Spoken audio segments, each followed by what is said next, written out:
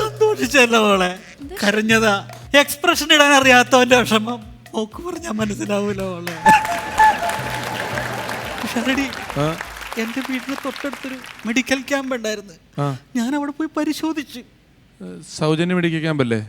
എങ്ങനെ മനസ്സിലായി? അല്ല, തങ്ങള് പൈസ കൊടുത്തിട്ട് എവിടെയും പോകുന്ന എനിക്ക് ഒരു തോന്നലും ഇല്ല. അവിടെ ചെന്ന് പരിശോധിച്ചപ്പോ ഡോക്ടർ പറഞ്ഞു ഇനി ഒരാഴ്ചയും കൂടി ഉള്ളൂ. അല്ല, സാധാരണ ക്യാമ്പൊക്കെ 1-2 ദിവസമല്ലേ ഉണ്ടാവുള്ളൂ. ഇതെന്താ ഒരാഴ്ചത്തെ ക്യാമ്പ്? ക്യാമ്പല്ല, പിന്നെ ഞാൻ ഒരാഴ്ച കൂടി ജീവിച്ചിരിക്കുള്ളൂ.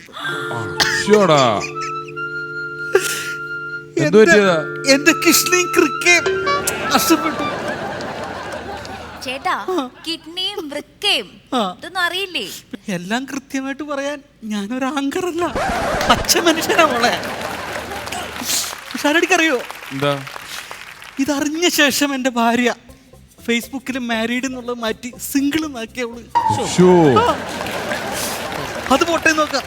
സഹിക്കാൻ പറ്റാത്ത വേറെ കാര്യമുണ്ട്. ഞാൻ വരുന്നതിന് മുമ്പായിട്ട് ഞാൻ അലമാര തുറന്നു നോക്കിയപ്പോൾ അതിലൊരു വിധവാ പെൻഷന്റെ ഫോം ഇരിക്കണം പിഷാരടി.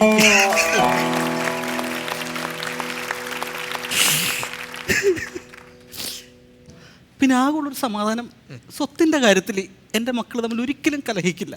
അവര് തമ്മിൽ നല്ല ഐക്യത്തിലാണല്ലേ? അതല്ല, എൻ്റെ അച്ഛനായിട്ട് ഉണ്ടാക്കിയത് മുഴുവൻ ഞാനായിട്ട് നശിപ്പിച്ചില്ലേ. പിന്നെ എന്തെടുത്ത് വെച്ച് എൻ്റെ മക്കൾ കലഹിക്കാനാണ്? നിങ്ങളൊന്നും ഉണ്ടാക്കിയില്ലേ? അതല്ലേ 2 മക്കള്. പിന്നെ നല്ലവനായ പിഷാരിനോട് എനിക്കൊരു കാര്യം പറയാനുണ്ട്. എന്താ പറഞ്ഞേ?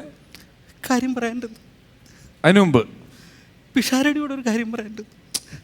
മൊത്തത്തിൽ പറ. പിഷാരടിയോട് ഒരു കാര്യം പറയാനുണ്ട്. നല്ലവനായെന്ന് പറഞ്ഞില്ലേ? അയ്യോ, അത് ഞാൻ അറിയാണ്ടിട്ട് പോയതാണ്. ക്ഷമിക്കണം, സോറി, ഞാൻ ആവർത്തിക്കില്ല.